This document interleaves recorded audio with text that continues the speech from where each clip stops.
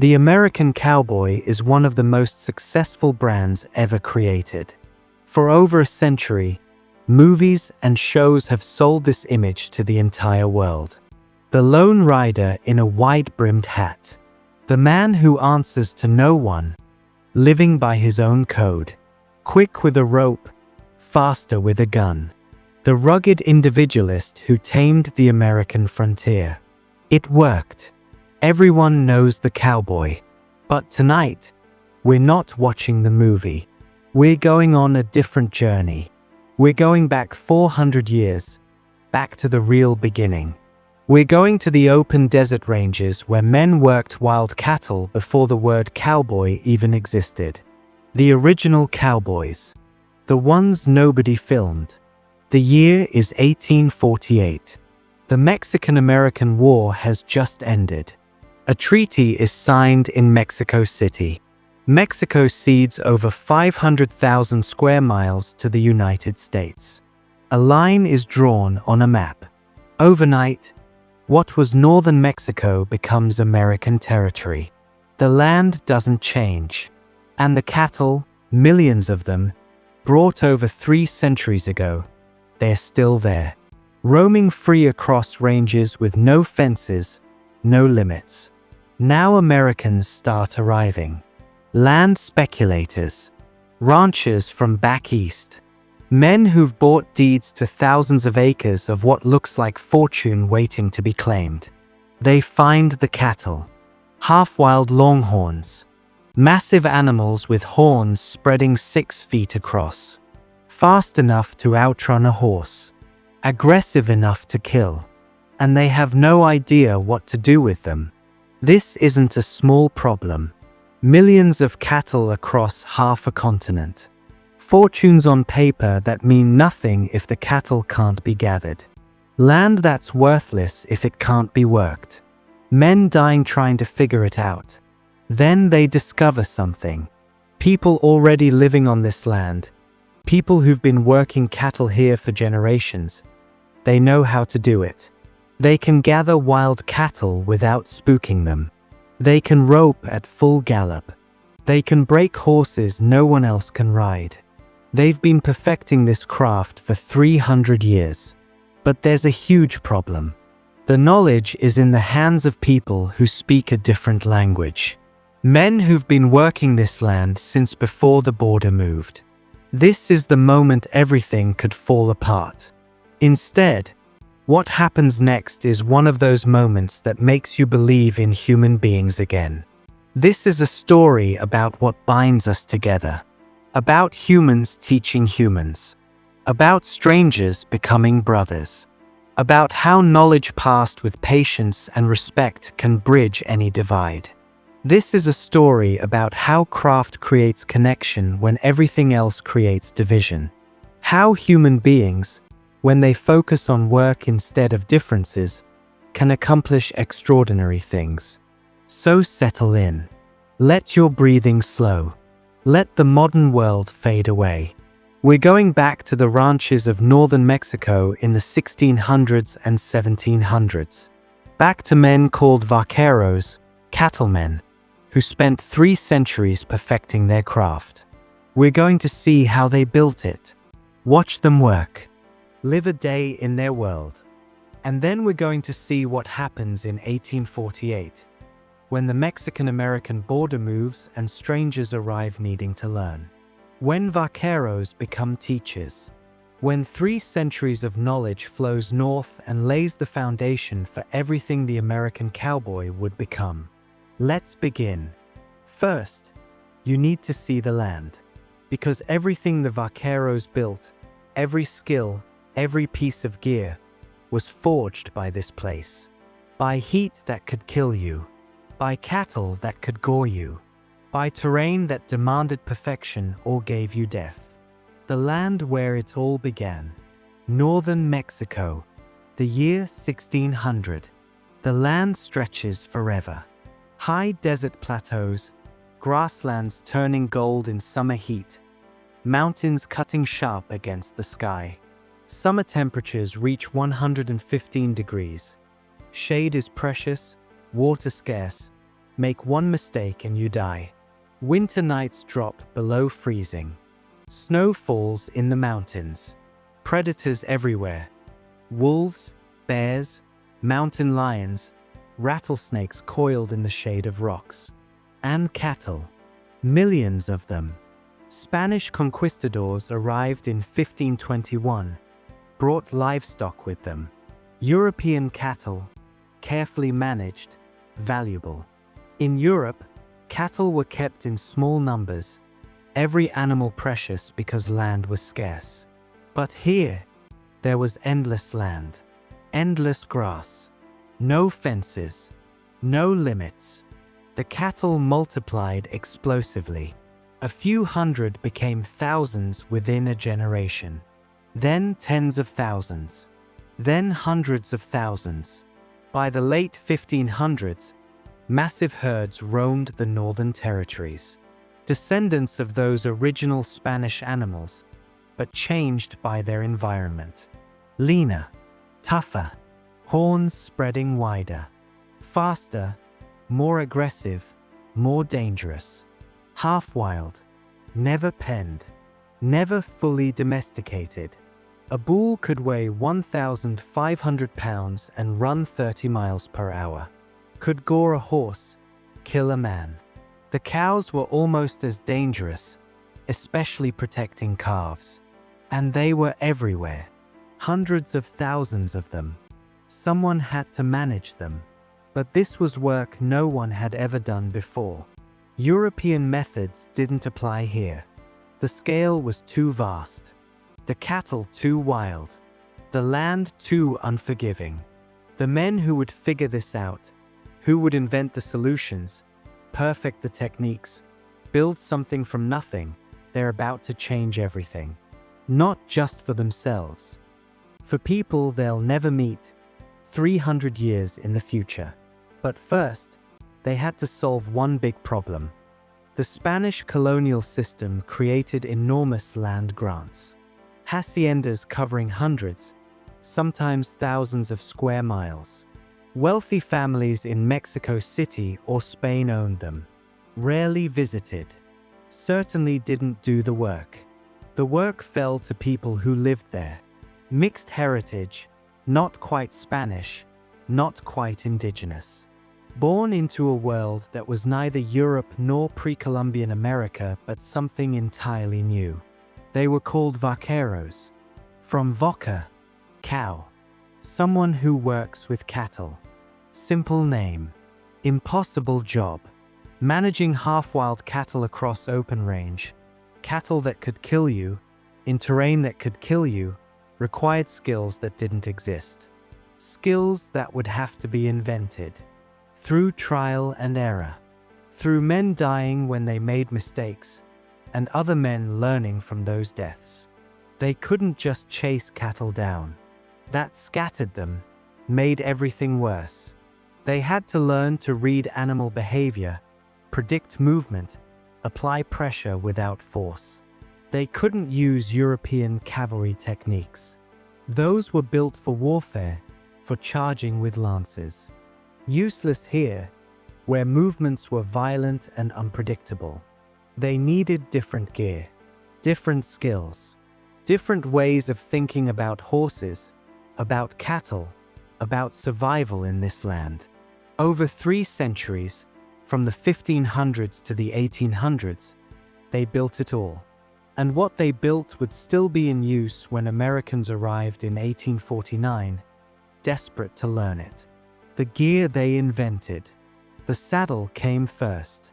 European cavalry saddles were built for warfare.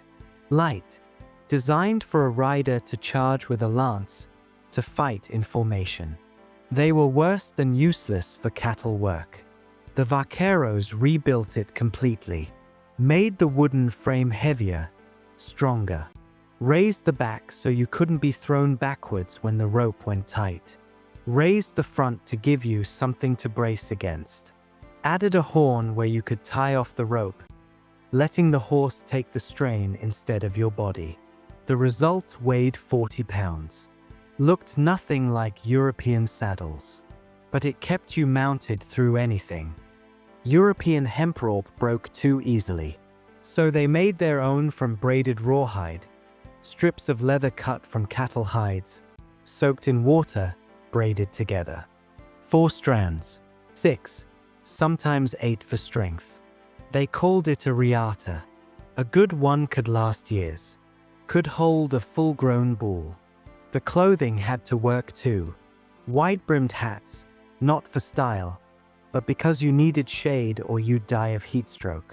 Leather leg coverings, chaparreras in Spanish, to protect from thorns when riding through brush. High-heeled boots that locked into stirrups. Spurs with big rowels for precise control. Nothing was decorative. Everything was functional. Everything tested and refined over generations. By 1700, by 1750, by 1800, the Vaqueros had developed all of this. Every piece of gear, every technique. And in 1849, when Americans arrived needing to work cattle in this land, they would adopt every single piece of it. The saddle, the rope, the hat, the boots, the spurs, all of it, because it worked. Because trying to invent your own solutions when someone already solved the problem 300 years ago would be counterproductive. The skills they mastered. Riding came first, but not the way Europeans rode. European cavalry rode in formation, used stirrups for stability, fought with lances from horseback. The Vaqueros needed to move with the horse, not just sit on it. Guide with weight shifts and subtle knee pressure, keeping hands free for the rope. They needed horses that would respond instantly, work as true partners. So they bred for it, selected smart, responsive horses, trained them young, built relationships that lasted years. They learned to rope, not just throw a rope, but build a loop while riding at full gallop. Calculate distance, wind, the animal's movement. Release at exactly the right moment so it opens in flight and drops perfectly.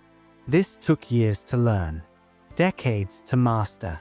They learned to read cattle, how to predict where a herd would move, which animals were troublemakers, which were natural leaders, how to approach without spooking, how to apply pressure at exactly the right moment so cattle moved where you wanted without force, how to spot a stampede before it happened, how to survive it if you couldn't stop it. By the time Americans arrived in 1849, the Vaqueros had become the best horsemen on earth. The only people who could manage cattle in open country like this.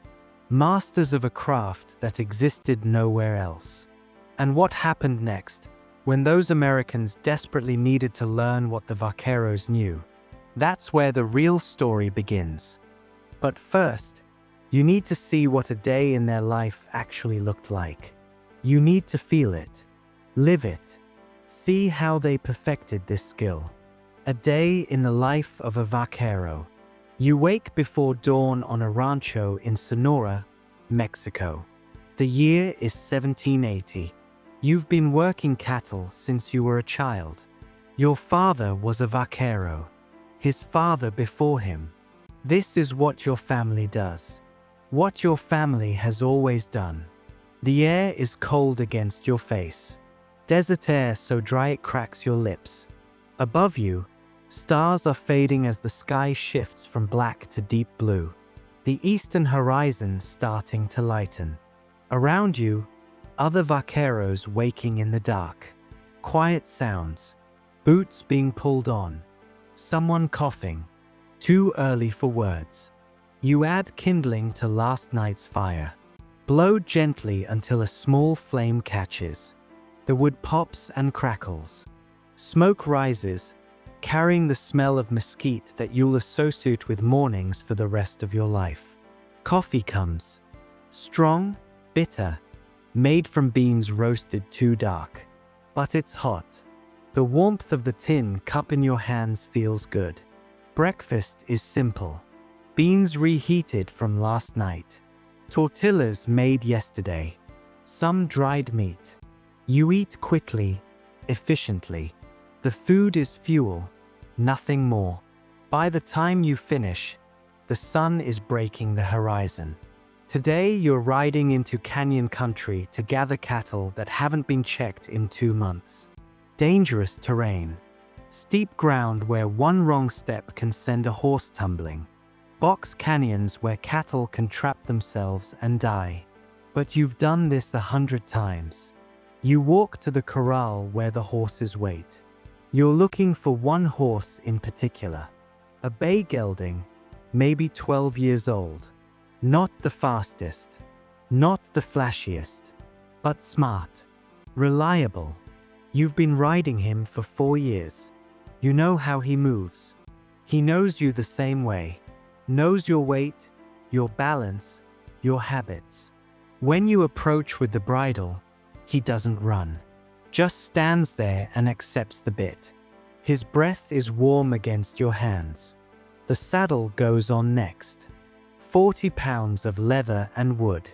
The sheepskin pad underneath. The cinch pulled tight. Tight enough that it won't slip when he cuts hard chasing cattle. You check everything twice.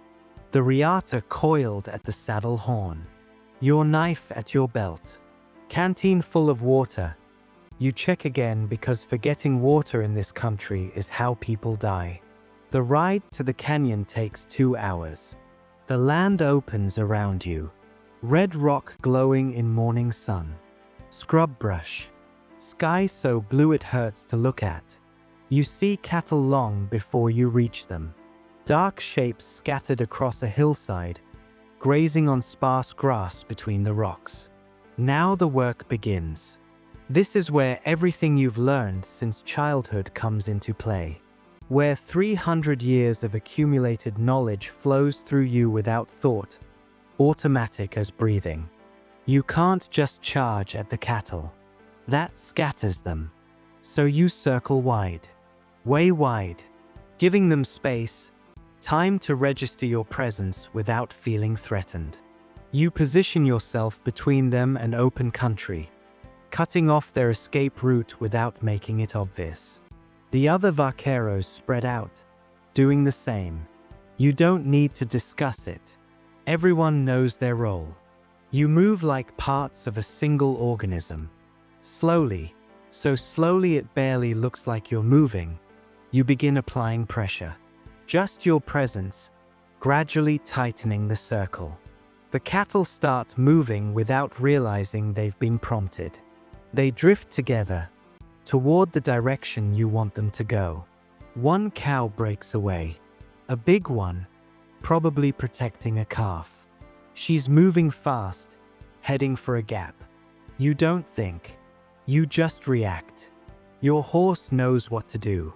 He accelerates smoothly, cuts across the cow's path. You're already building the loop. The riata slides through your fingers as you feed out rope, your hands moving in patterns you've practiced 10,000 times. Automatic, unconscious. The cow changes direction. Your horse changes with her. You're moving together now, horse and rider as one unit. You throw. The loop arcs through the air. Time slows. It drops over the cow's horns exactly where you wanted it. You pull. The rope snaps tight. Your horse plants his feet. The cow's head jerks sideways. She stops, caught. You don't celebrate.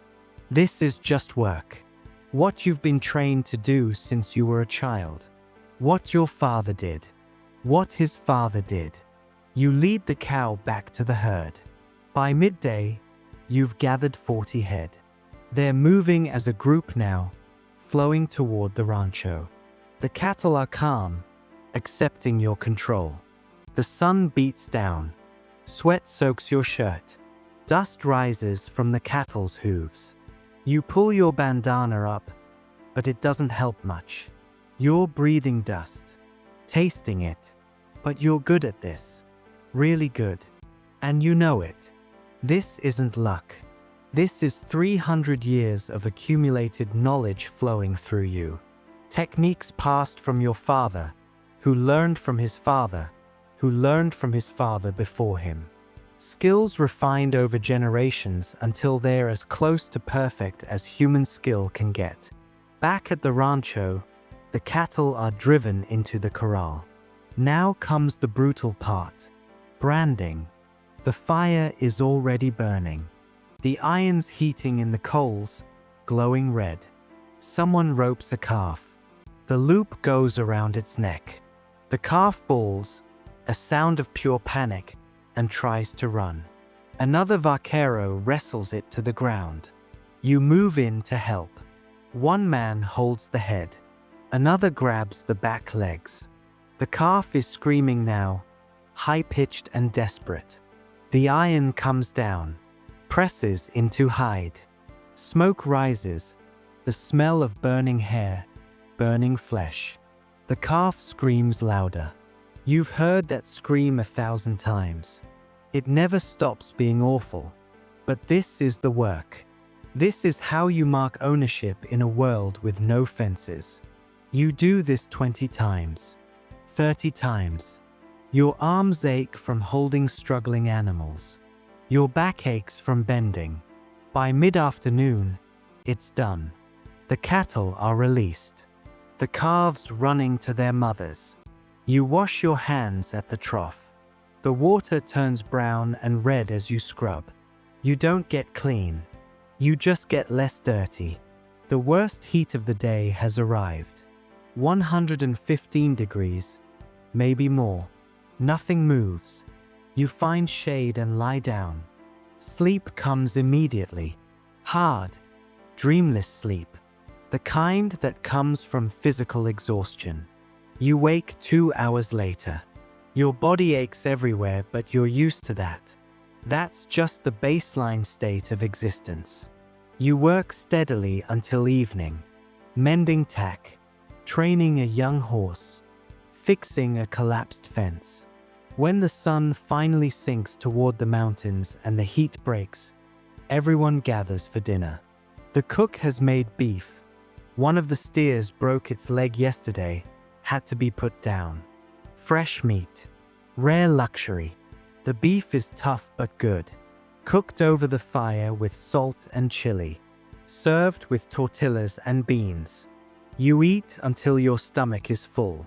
After dinner, you sit around the fire. No one's in a hurry. The day's work is done. Tomorrow's hasn't started yet. Someone pulls out a guitar. Plays softly. Old songs. Melancholy. Songs your father sang. Songs his father sang. Someone tells a story about a horse he once owned. The best horse he ever rode. Dead now for 10 years but still remembered. The stars come out. Thousands of them. The Milky Way stretching across the sky like a river of light. You think about the day that just ended. The day that will come tomorrow. The skills you've spent your life learning. The craft your father taught you. The tradition that stretches back through generations to men whose names you'll never know but whose knowledge lives in you. You're good at what you do. You know it. Everyone knows it. This is your craft. Your art. Your life. Tomorrow will be much like today. And the day after. And the year after. This is the world. The only world you know. It feels permanent. Solid. Like it's been here forever and will last forever. But nothing lasts forever. In 68 years, 1848, a treaty will be signed. A line will be drawn on a map. And everything you know will be turned upside down. The land will still be here. The cattle will still be here. The work will still need doing. But strangers will arrive who don't know how to do any of this. And you, or your sons, or your grandsons, will teach them. Everything you know, everything you've built. What you teach them will become something else. Will become famous. Will become legend. While you, the teacher, the master, the one who built all of this, will fade into shadow. But that's still in the future. Tonight, under these stars, by this fire, you're just a vaquero doing your work. And the work is everything. The moment everything changed. February 2nd, 1848. A treaty is signed in Mexico City. The Mexican-American War ends. Mexico cedes over 500,000 square miles to the United States. What will become California, Nevada, Utah, most of Arizona and New Mexico, parts of Colorado and Wyoming, plus Texas. A line is drawn on a map. Overnight, what was northern Mexico becomes American territory. The land doesn't change. The mountains, the deserts, the grasslands, all the same. The cattle roaming across it, millions of them, descendants of Spanish livestock brought over 3 centuries ago. They're still there. But the people who own the land? They change completely. New people start arriving. Americans from back east, looking at this territory and seeing opportunity. They arrive with land deeds in their pockets. Legal ownership of thousands of acres. Fortunes on paper. But paper doesn't gather cattle. Paper doesn't break horses. Paper doesn't keep you alive when the sun is killing you and the nearest water is 10 miles away. The Americans need to learn what the Vaqueros know. Everything the Vaqueros know. And they need to learn it fast. We've lived a day in the Vaqueros' world in 1780. Now let's see what happens when that world collides with strangers who need everything the Vaqueros built. Let's become one of those Americans. Learning from the Vaqueros. Spring, 1849. South Texas. You've bought a ranch. 2,000 acres of harsh, beautiful country. 500 head of cattle scattered across the range. This should be a fortune. But you have a problem. These cattle aren't like anything you've encountered back east. There, cattle lived in small pastures. Fed by hand, managed with wooden fences and a few hired men, docile enough that a boy could handle them. These cattle, Spanish longhorns, they've never seen a fence. They roam free across hundreds of miles. They're massive, with horns that spread 6 feet across. Fast, aggressive, half-wild. You brought ranch hands from back east. You've been trying to gather the cattle for 2 weeks. You've managed maybe 20 head. The rest scatter every time you approach. One man got gored by a bull yesterday. He's laid up in the bunkhouse, lucky to be alive. At this rate, you'll go bankrupt. Then you see 3 riders coming across the range. They move differently than your men. Their horses respond to tiny shifts in weight. No yanking on reins, no constant commands. They wear wide-brimmed hats you haven't seen before. Leather coverings over their legs. Boots with unusual high heels. Each has a rope coiled at his saddle. They're Mexican. Vaqueros. Men who've been working this land since it was Mexico. Men whose families have been doing this for generations. One approaches. Maybe 40 years old. Weathered face. Calm eyes. He looks at you. Looks at the scattered cattle. And he understands immediately. Señor, he says. You need help, yes. Your pride wants to say no. But your wallet can't afford pride. Yes. What happens next, in the next 20 minutes, shows you everything you don't know. The 3 vaqueros move through the scattered herd without chasing, without shouting. They position themselves carefully, one here, one there, and somehow, without force, the cattle begin moving together. When a big bull breaks away, running hard toward open country, the nearest vaquero doesn't panic. He adjusts his course. While riding at full gallop, he builds a loop in his rope and throws. The rope arcs through the air, opens perfectly, drops over the bull's horns. The rope snaps tight. The vaquero's horse plants its feet. The bull's head jerks sideways. He stops. The vaquero leads him back to the herd as if it's nothing. In 20 minutes, the 3 vaqueros gather more cattle than your men managed in 2 weeks. You watch in silence, humbled, fascinated. You have the land. You have the cattle. You have ambition. But you don't have the knowledge. These men do. Knowledge built over generations. Skills their fathers taught them. Techniques refined over centuries. If you want to survive here, you need to learn from them. When the cattle are penned, the vaquero rides back. If you want to keep the cattle, he says, you need to learn this work. Can you teach me? He considers you. Yes, but you must learn everything. This is not simple. Takes years to do well. But if you want to survive on this land, you must try. You shake hands. This handshake is happening all across Texas, New Mexico, Arizona, California.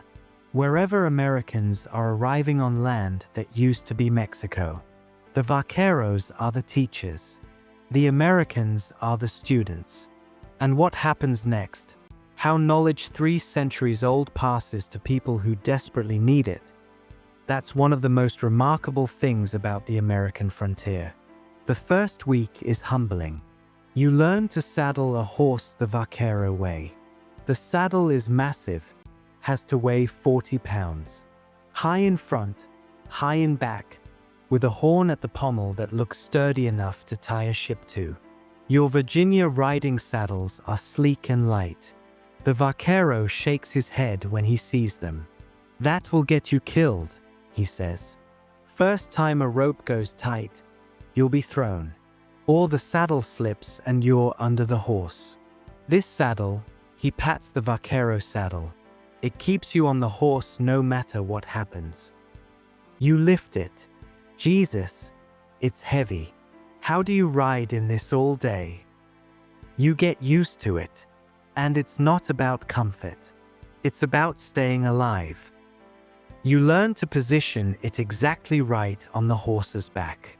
To pull the cinch tight enough to hold through violent movement, but not so tight it restricts breathing. You get it wrong the first time. The saddle slips mid-ride, sends you tumbling into a cactus patch. The vaquero doesn't laugh, just shows you again. Patient. You learn to sit differently, not the upright, stiff-backed posture you learned back east. The vaqueros sit deeper, more relaxed, weight low, moving with the horse instead of against it. When the horse cuts hard chasing a cow, you nearly fall off 3 times before you start to understand how to shift your weight, how to use your legs, how to become part of the horse's movement. You learn about the riata, the braided rawhide rope that looks simple but isn't. The vaquero hands you one. Build a loop. You take the rope. It's stiffer than hemp rope, heavier. You try to form a loop the way you've seen the vaqueros do it. The loop collapses. The rope twists wrong. It looks nothing like what the vaquero can do. Again, he says. You try again, and again, and again. By the end of the day, your hands are raw. The rawhide has rubbed your palms bloody, and you still can't build a proper loop. This takes time, the vaquero says, not unkindly. I learned when I was 8 years old. Took me 2 years before I could throw well. You're starting older. Maybe it takes you longer, but you can get good enough. If you practice.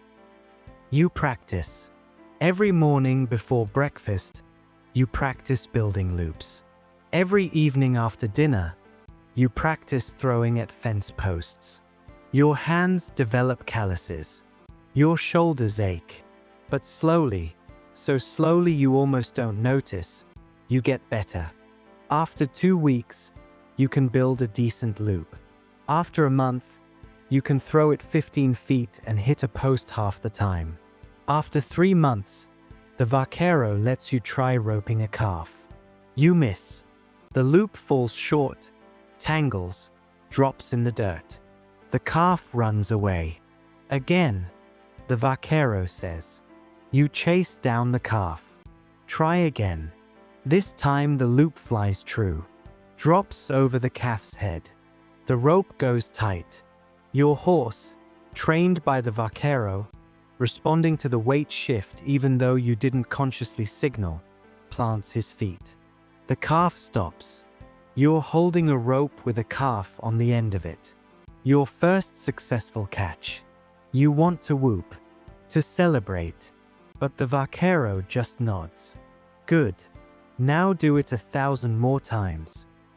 This is how the knowledge passes. Not in grand moments. Not in sudden revelations. In repetition. In practice. In failure and trying again.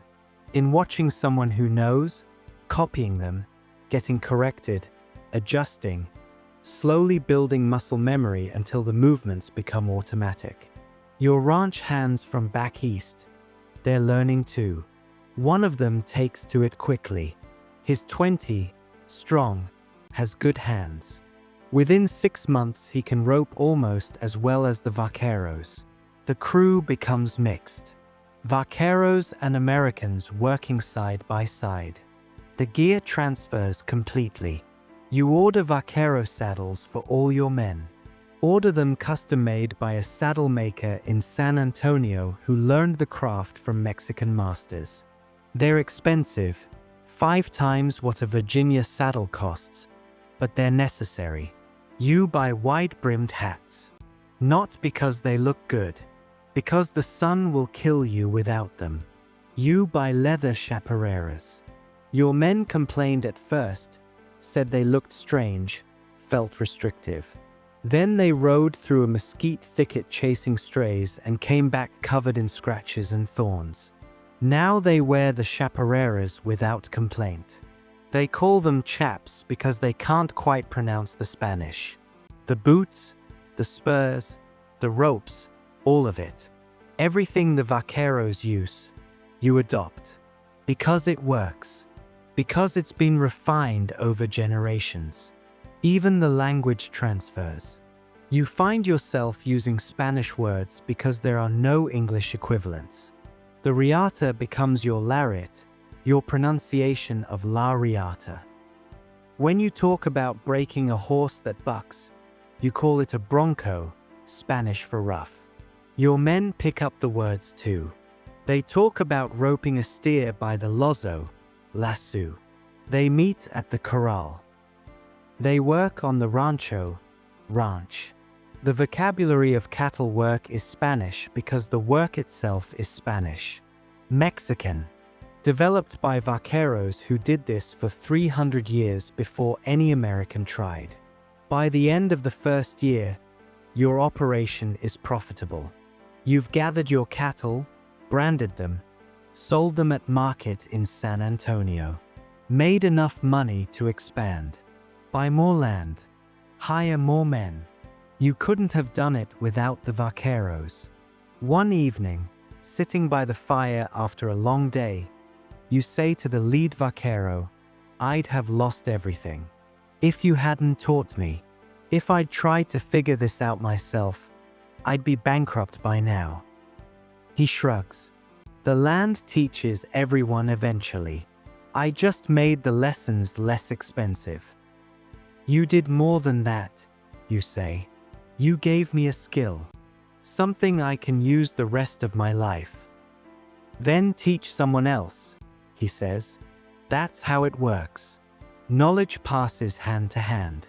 My father taught me. I teach you. You teach the next one. The work continues. This is how the Vaqueros teach Americans. The mixed crews. This is happening all across Texas. All across New Mexico, Arizona, California. Wherever Americans are establishing ranches on land that used to be Mexico. Vaqueros teaching Americans. Americans learning, adapting, taking what works, building on it. It's not always smooth. There's friction, resentment sometimes, on both sides. But the work demands cooperation. Out on the range, chasing cattle through rough country, no one cares about where you were born or what language you speak. What matters is, can you ride? Can you rope?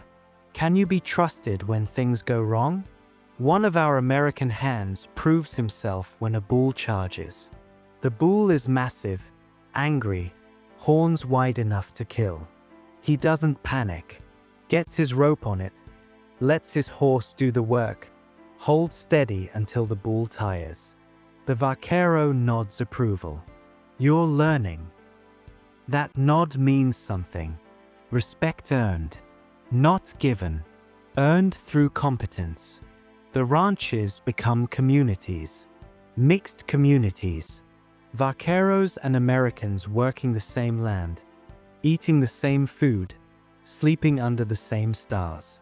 Sometimes there's tension, language barriers, cultural differences, because the cattle don't care about politics. The horses don't care about borders. The land doesn't care about nationality. The work is the work, and everyone who does it well earns their place. For 20 years, the 1850s and 1860s, this is how it exists.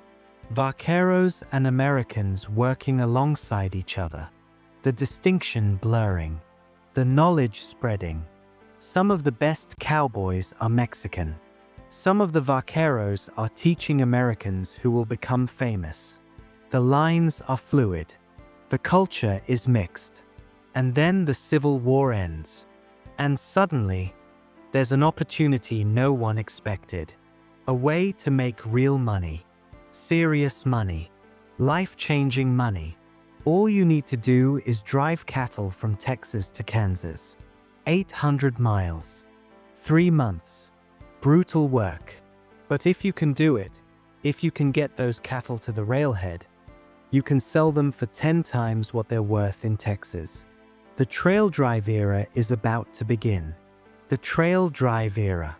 The Civil War ends. Soldiers return home to nothing. They need work. At the same time, the North needs beef. Cities growing. Railroads expanding west. Industrial workers need to be fed. In Texas, there are millions of cattle. During the war, herds reproduced unchecked. A steer in Texas is worth $4. In Kansas, where railroads reach, that same steer is worth $40. Someone just needs to get them there. 800 miles north. The trail drives begin. This is the era that will define cowboy in American imagination. The era of dust and danger and long nights under the stars. Young men driving thousands of cattle across open country, facing every hardship nature can throw at them. It lasts from 1865 to roughly 1890. 25 years. One generation. You're 19 years old. You've signed on for a drive from Texas to Abilene, Kansas. 800 miles. 3 months of work. $30 for the entire drive. Barely enough to live on, but it's work and you need it. The crew gathers in South Texas. 15 men. The trail boss is Mexican-American, 35, learned from his father who learned from his. Fair but hard. Knows the route, knows the dangers, knows how to keep men alive when everything wants them dead. The crew is mixed. About a third Mexican or Mexican-American, vaqueros and their sons who know cattle work in their bones. Another quarter black, men with skills learned in bondage who need employment now that they're free. The rest white, mostly Southerners, ex-Confederate soldiers looking for any paying work. You work together. Have to. The drives are too hard to let divisions destroy everything. There's friction sometimes. Tensions. Language barriers. A white drover makes a comment and a black drover sets him straight. A Mexican vaquero and a white Texan argue over the best route through a river crossing.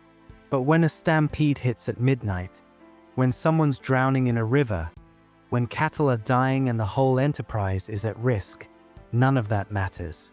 What matters is, can you do the work? Your riding drag position. The back of the herd. Worst spot. Where new hands start. You'll eat dust for 3 months straight. Day 1. You wake at 4 a.m. You were on watch until 2 a.m. Got 2 hours of sleep. The cook, old Mexican man, been doing this for years, gets coffee going. Weak and bitter, but hot. Breakfast is beans and salt pork. Same every day for 3 months. By 5 a.m., you're on your horse. 2,000 cattle start moving north. Your job, keep the slow ones moving. Keep the stragglers from falling behind. Breathe dust from dawn to dusk. The dust rises immediately. You pull your bandana up over your nose and mouth. It doesn't help. For 12 hours, ride. Watch cattle. Breathe dust. The cattle move 3 miles per hour. At this rate, the drive will take 70 to 80 days. Around noon, the herd reaches a creek. The cattle smell water, push forward. If they rush, they'll trample each other, drown in the crossing. The trail boss shouts orders. The herd slows. The cattle drink in controlled groups. Then the horses. Then you. You kneel, scoop water with your hands. Brown with mud. You drink it anyway. A black drover, been doing this for years, shows you a trick. Filter it through your bandana first. You'll get sick drinking it straight, he says. This way, maybe you don't. This is how you learn. Little tricks passed hand to hand. Knowledge shared because you're all in this together. Around 4 p.m., a steer bolts from the herd. The trail boss shouts, "Get him." You don't think, just react. Chase him down. You're building the loop as you ride, patterns you practiced back on the ranch, skills taught by vaqueros. You throw. The loop drops over the steer's horns. Rope snaps tight. Your horse plants her feet. The steer stops.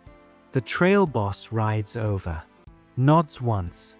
That nod means everything. Around 6 p.m., the herd stops for the night. You help set up camp. The cook has dinner. Tonight there's fresh beef. A steer broke its leg yesterday. The meat is tough but tastes like heaven after a day of dust and heat. After dinner, men gather around the fire. Someone plays harmonica. Red River Valley, then Streets of Laredo. Old songs that everyone knows. The black drover tells a story about a stampede he survived. Lightning strike spooked the herd at night. 2,000 cattle running blind in the dark. He got thrown from his horse, scrambled into a ravine. The herd thundered past on both sides, splitting around the ravine. Nearly died. Thought that was it, he says. But here I am. You go back to work after that. Next morning, what else was I gonna do? The men nod. You keep going.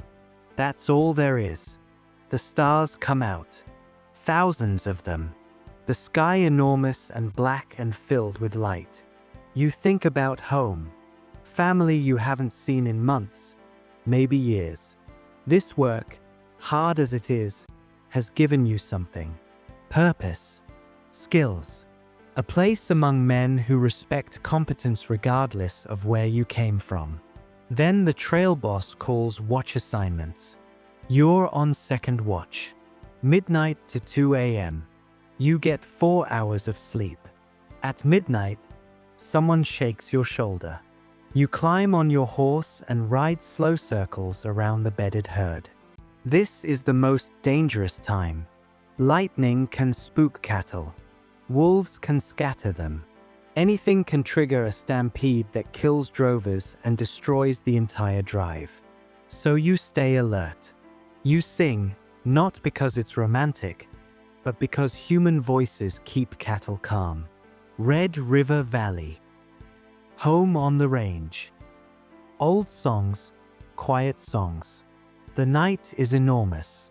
Stars overhead stretching forever. You're alone with 2,000 animals and the immense darkness. At 2 a.m., another drover relieves you.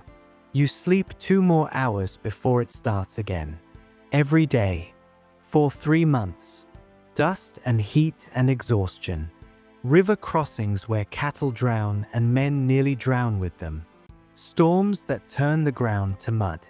Days when water runs out and you ration what's left. Nights when stampedes explode without warning and you ride blind in the darkness trying to turn the herd before they run themselves to death. But you make it. After 78 days, you reach Abilene. The railroad is there, waiting. The cattle are loaded onto trains, shipped east to feed Chicago, Philadelphia, New York. The trail boss pays you $30 for 3 months of brutal work. You spend half of it in 2 days. Drinking, gambling, a bath, real food, a bed that doesn't move. Then you're broke. Need another job. But you have skills now. Skills that can't be taken. You're a cowboy now. Someone who learned from the Vaqueros. Who uses their gear, speaks their words, works the way they taught you. For 25 years, men like you drive millions of cattle north. Feed a growing nation. Build fortunes for ranch owners. Earn barely enough to survive. The work is hard. The pay is terrible. The conditions are brutal. But you're building something. Not just moving cattle. Building a craft. A tradition. A way of life that combines everything the Vaqueros taught with everything Americans are learning. It won't last forever. By 1890, railroads have expanded south. Barbed wire has divided the open range into fenced pastures. The blizzards of 1886 to 1887 kill hundreds of thousands of cattle, bankrupt ranches across the West. The trail drive era ends. But something else has already begun. While the drives were happening, while you were moving cattle across the plains, while Vaqueros and Americans and black drovers were working side by side, someone else was watching. And they were building an image, a story, a myth, one that would become more famous than the reality ever was. The real Cowboys fade. By 1890, the trail drives are done. Railroads have pushed south into Texas. Cattle can be loaded onto trains right where they're raised. No more need for those long, brutal drives to Kansas. Barbed wire has arrived. The open range is being divided into fenced pastures. The era of driving thousands of cattle across unfenced country, that's over. The blizzards of 1886 to 1887 killed hundreds of thousands of cattle. Ranches that seemed invincible went bankrupt overnight. The industry that had seemed permanent revealed itself to be fragile. The trail drive era lasted 25 years. 1 generation. Most Americans never saw it. Never witnessed a trail drive. Never met a vaquero. Never watched men work cattle across open range. But they're curious. The frontier is closing. The wild days are ending. Towns are growing into cities. Railroads are connecting everything. The West is being tamed, civilized, made ordinary. And there's hunger for stories about what it was like. About the days before the fences. Before the railroads. When men on horses moved cattle across vast distances and lived by their own rules. That hunger, that desire for stories about a world that's slipping away, creates an opportunity. And a man named William Frederick Cody sees it. Buffalo Bill's Wild West. Buffalo Bill launches his Wild West show. William Frederick Cody is a real frontiersman. Scout, buffalo hunter, genuine veteran of the actual frontier. His lived parts of the story he's about to sell. But his greatest talent isn't survival. It's showmanship. The Wild West show is spectacle. Traveling exhibition featuring riders performing amazing feats. Demonstrations of roping, shooting, riding. Staged battles between cowboys and Indians. Reenactments of famous events, Custer's Last Stand, stagecoach robberies, cattle stampedes controlled and choreographed for maximum drama. It's theater, but theater based on real skills. The riders can actually rope. The shooters can actually shoot. The horses are actually trained to incredible levels. The show tours America and Europe, performs for thousands, sometimes tens of thousands, runs for over 30 years, and it creates an image. The cowboys in Buffalo Bill's show wear clean clothes, buckskin with fringe, fancy neckerchiefs, polished boots, wide-brimmed hats that look heroic under stage lights. They're always noble, always brave, always win. The show features Mexican performers, Native Americans, people from various backgrounds demonstrating their skills. But they're presented differently. The Mexicans are exotic. The Native Americans are obstacles or noble savages. The narrative centers on white cowboys as the heroes, the civilizers, the tamers of the wild frontier. The real trail drives had mixed crews. Mexicans, blacks, whites working together. The real frontier was messy, complicated, full of people from everywhere trying to survive. But Buffalo Bill's show isn't selling reality. It's selling a story, a simplified version.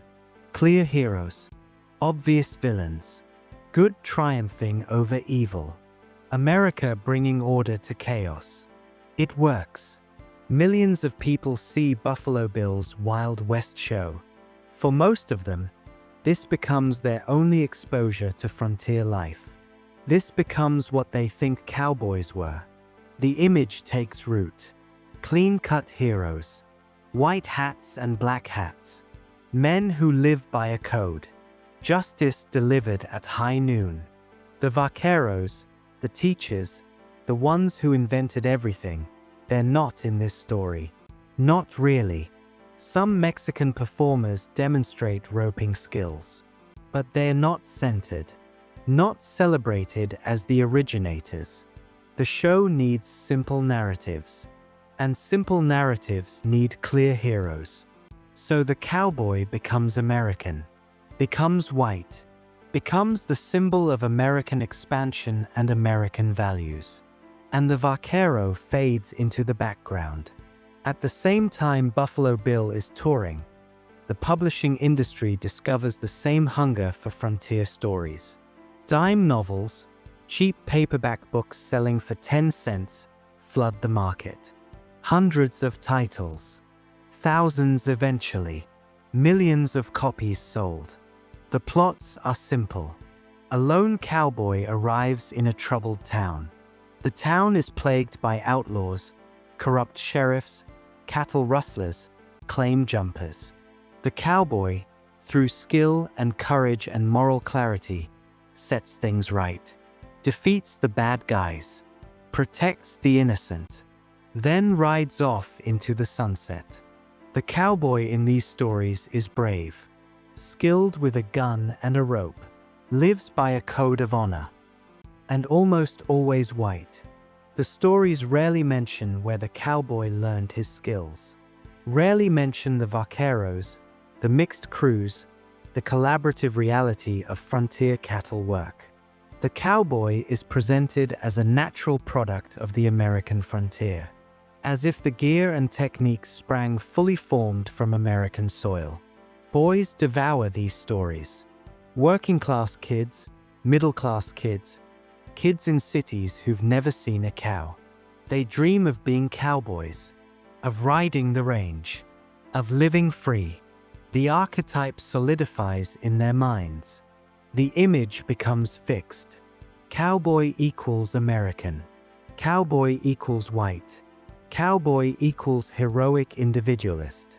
The reality that the cowboy's gear was invented by Mexicans, that his techniques were taught by vaqueros, that the actual frontier crews were diverse and collaborative, that reality doesn't fit the simple story. So it gets left out. Not maliciously, not through deliberate erasure, just through the natural process of how stories simplify when told and retold. How complicated truths become easy narratives. Then in 1903, motion pictures arrive. The Great Train Robbery, 12 minutes long, silent, black and white. The first Western film. It's a sensation. The film industry, still figuring out what kinds of stories work on screen, realizes immediately that people want Westerns, want cowboys, want frontier adventure. They make thousands of them. From 1903 to the 1970s, 70 years, Westerns dominate American cinema.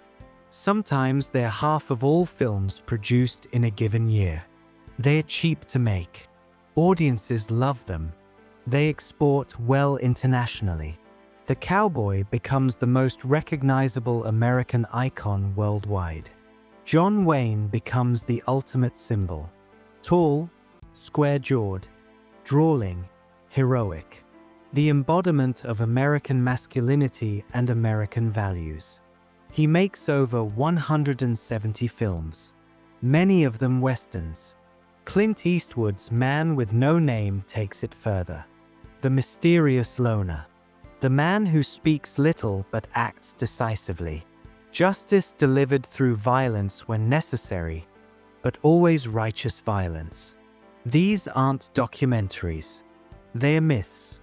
Modern fairy tales set in a half-imagined past. And in these myths, the cowboy is almost always white, almost always American, almost always working alone or with other white Americans. The Vaqueros, when they appear at all, are supporting characters, sometimes allies, sometimes comic relief, sometimes villains, never the originators, never the teachers, never the masters of the craft. The gear is there. The saddles in every Western film are Vaquero saddles. The roping techniques are Vaquero techniques. The clothing, the hats, the boots, the chaps, all Vaquero designs.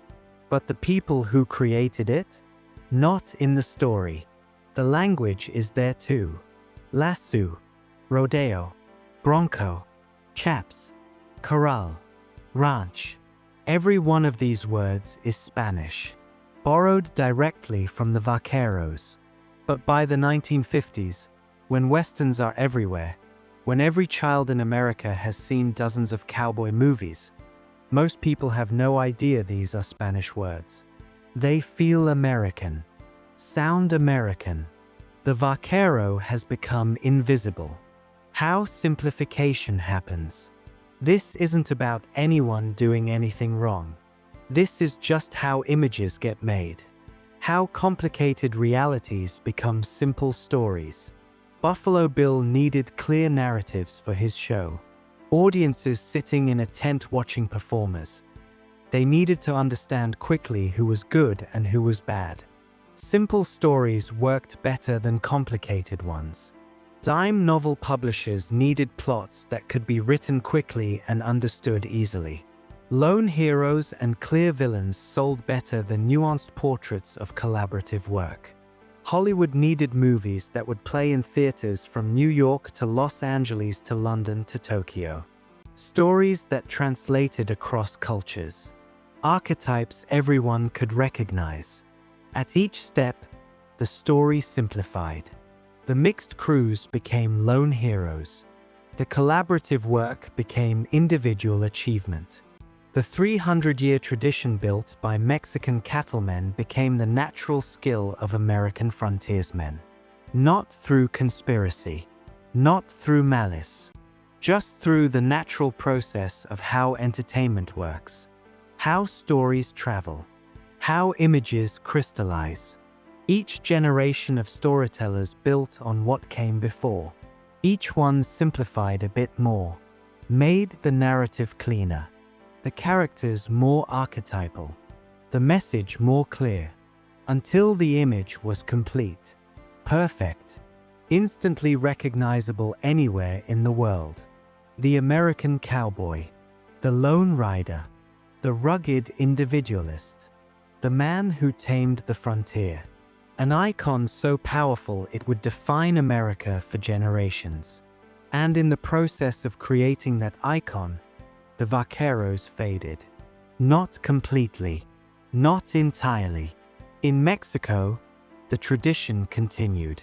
In Mexican-American communities across the Southwest, families still passed down the knowledge, still worked cattle the way their grandfathers had.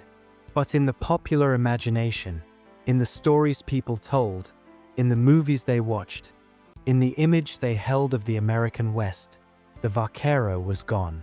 By the 1950s, a child could watch 100 cowboy movies and never hear the word vaquero, could see 1,000 images of cowboys and never know that everything they were watching, every saddle, every rope technique, every piece of gear, was invented by someone else. The legacy was still there, still visible, still in use, but it had become invisible. The Vaqueros had built something so perfect, so complete, that it had been absorbed entirely into American culture, had become so American that its origins were forgotten. That's what happened. Not theft, not erasure. Just the natural process of how complicated histories become simple stories. How credit drifts toward whoever tells the story last and loudest. The Vaqueros built the foundation. Americans learned it, spread it, celebrated it. And the storytellers, Buffalo Bill, the dime novelists, Hollywood, turned it into myth. The myth became more famous than the reality. But the reality didn't disappear. It's still here, if you know where to look. The legacy didn't disappear. The vaquero didn't vanish. Not really. Walk onto any working ranch in America today. Look at the saddle. It's still the vaquero's design. 40 pounds of leather and wood. High back, high front, horn for the rope. The same design perfected 300 years ago on Mexican ranches. Watch a rodeo. Every event comes from vaquero working methods. Roping, calf roping, team roping, steer roping, all vaquero techniques. Bronc riding, breaking horses the way vaqueros did. Bull riding, managing dangerous cattle.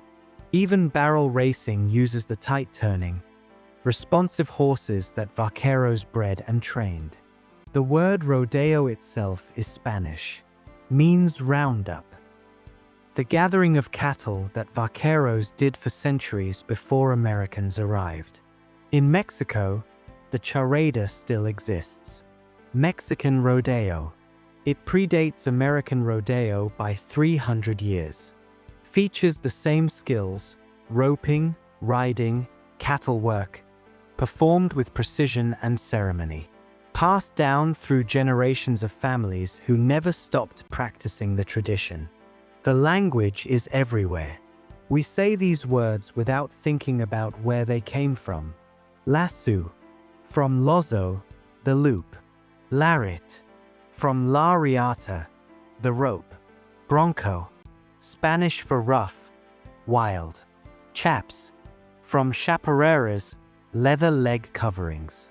Corral, the enclosure for cattle. Ranch, from rancho, the property. Stampede, from estampida, the sudden rush. Even buckaroo, the term used in the Northwest for cowboys, comes from vaquero.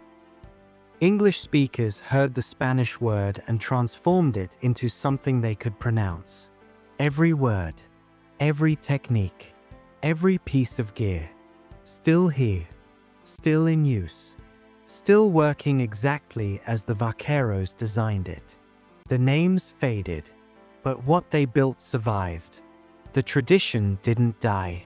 It just became invisible to most people. There are still working vaqueros today. In Mexico, in Mexican-American communities across the Southwest, in California, Arizona, New Mexico, Texas. Still families passing down knowledge through generations. Father teaching son, grandfather teaching grandson. The same skills, the same techniques, the same respect for craft that's been handed down for 400 years. They're not museum pieces. They're working cattlemen doing the same job their ancestors did. Managing cattle, training horses, maintaining traditions. The charada continues. Mexican rodeo competitions draw huge crowds. Families compete wearing traditional traje de charro, elaborate outfits that honor the heritage. They perform sweaties, specific maneuvers with horses and cattle that require years to master. It's not nostalgia. It's living tradition, adapted to modern times but rooted in centuries of accumulated knowledge. In some communities, young people are reclaiming the tradition, learning the old techniques, taking pride in the heritage, connecting with something that was always theirs but had been made invisible by the dominant culture.